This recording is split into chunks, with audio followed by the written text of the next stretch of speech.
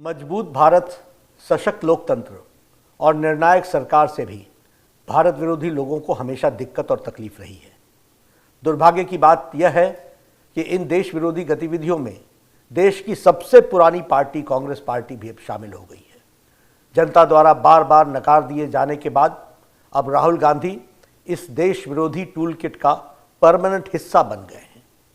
एक ओर आज भारत जहां प्रधानमंत्री मोदी जी के नेतृत्व में दुनिया की 5वीं सबसे बड़ी आर्थिक महाशक्ति बन रही है, वहीं जहां G20 की बैठक आज भारत में हो रही है, वहीं दूसरी ओर राहुल गांधी विदेशी धरती पर देश का अपमान कर रहे हैं, सदन का अपमान कर रहे हैं, देश की पूर्ण बहुमत से चुनी हुई सरकार का अपमान कर रहे हैं और देश के 130 करोड़ जनता का अपमान कर रहे हैं।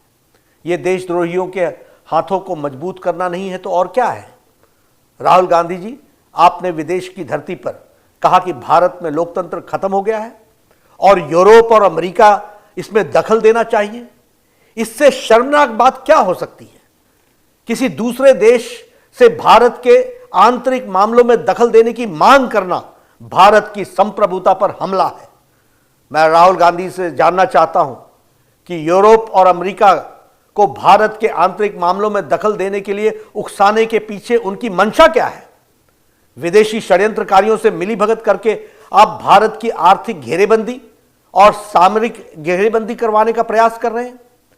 स्वतंत्र भारत के इतिहास में विषम से विषम स्थिति में भी आज तक देश किसी भी बड़े नेता ने विदेश में जाकर के विदेशी ताकतों से भारत सरकार के खिलाफ कार्रवाई करने की आह्वान नहीं किया है।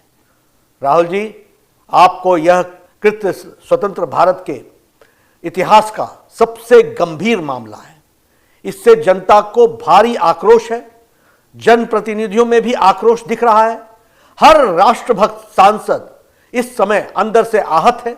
राहुल गांधी, आपको देश के खिलाफ इस पाप के लिए देश की जनता से माफी मांगनी ही होगी। अब स्पष्ट हो गया है कि मणिशंकर अय्यर का प्रधानमंत्री नरेंद्र मोदी जी को हटाने के लिए पाकिस्तान से मदद की गुहार लगाना और सलमान खुर्शीद का मोदी जी को हटाने के लिए विदेशी मदद की मांग करना उनकी व्यक्तिगत सोच नहीं थी, बल्कि यह कांग्रेस की सोची समझी और उनके शीर्ष नेताओं की यह सोच रही है। यह बात उजागर होती है।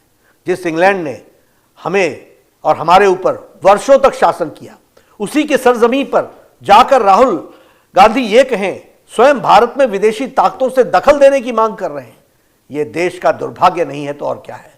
मुझे संदेह है कि राहुल गांधी भारत के लोकतंत्र की कितनी जानकारी रखते हैं, कितना समझते हैं। अच्छा होता स्वतंत्र भारत के लोकतांत्रिक इतिहास को यदि राहुल गांधी सही तरीके से पढ़ते और उन्हें पता चलता कि लोकतंत्र की हत्या किसने की है और लोकतंत्र की रक्षा किसने की है। राहुल गांधी जी, आप आपातकाल के इतिहास को पढ़िए।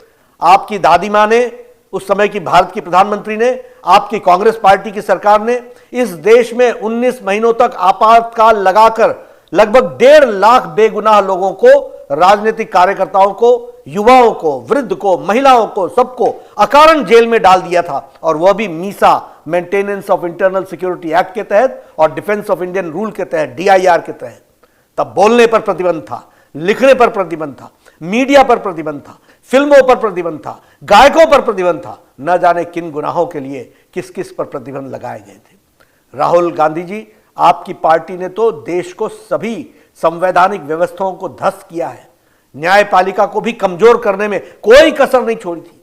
आपकी सरकारों ने लगभग 90 बार राष्ट्रपति शासन लगाकर चुनी हुई लोकतांत्रिक सरकारों को बेवजह बर्खास्त किया है। यह होती है लोकतंत्र की हत्या। राहुल जी, आपकी पार्टी के द्वारा जिस ढंग से आपातकाल को लगाकर देश के संविधान को समाप्त करने का प्रयास किया गया, उसका प्रतिकार इसी देश की जनता ने किया था। आपके शासन को उखाड़ फेंका था, किसी विदेशी ताकत ने नहीं।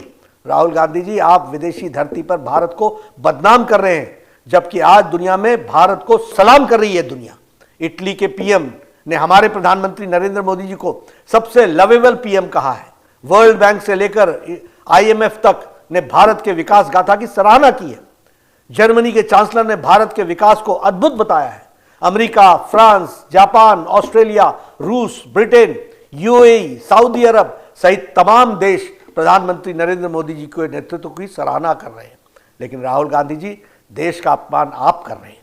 यह है राहुल गांधी की समझ। यह है राहुल गांधी कहते हैं कि भारत राष्ट्र नहीं बल्कि राज्यों का एक संघ है, जिसे राष्ट्र के रूप में भारत में विश्वास ही नहीं है। उसकी सोच पर क्या कहा जा सकता है? Rahul Gandhi ji, Bharat mother of democracy है, जिसने पूरी दुनिया को लोकतंत्र की शिक्षा दी है। दुनिया की कोई ताकत भारत के लोकतांत्रिक परंपराओं को नुकसान नहीं पहुंचा सकती है। राहुल गांधी, आज आपको आपकी पार्टी की देश में कोई सुनता नहीं है। देश की जनता आप पर विश्वास नहीं करती है। यही कारण है कि आज आपकी पार्टी को देश से लगभग सफाया हो चुका है। जब भी भारत में संसद का सत्र शुरू होने वाला होता है, देश विरोधी टूलकिट गैंग अचानक से एक्टिव हो जाती है। कभी पेगासस की झूठी रिपोर्ट पब्लिश हो जाती है, कभी आंदोलन को भड़काया जाता है, कभी कोई डॉक्यूमेंट्री आ जाती है, कभी कोई विदेशी अखबार की रिपोर्ट को लेकर हंगामा किया जाता है। कहा जाता है कि ताली एक हाथ से नहीं बजती है, मगर मुझे ऐसा लगता है कि यह एक हाथ तो 7 समुद्र पार और दूसरा यहां के दोनों मिलकर के ऐसी ताली बजाते हैं, अपने देश को भी बदनाम कर रहे हैं। और मुझे इसमें कोई संकोच नहीं होता कि आखिर भारत विरोधी जॉर्ज सोरस और राहुल गांधी की भाषा एक जैसी क्यों है? आखिर क्यों पाकिस्तान और कांग्रेस की भाषा एक जैसी है? आखिर क्यों देश विरोधी कांग्रेस नेताओं की भाषा एक जैसी है?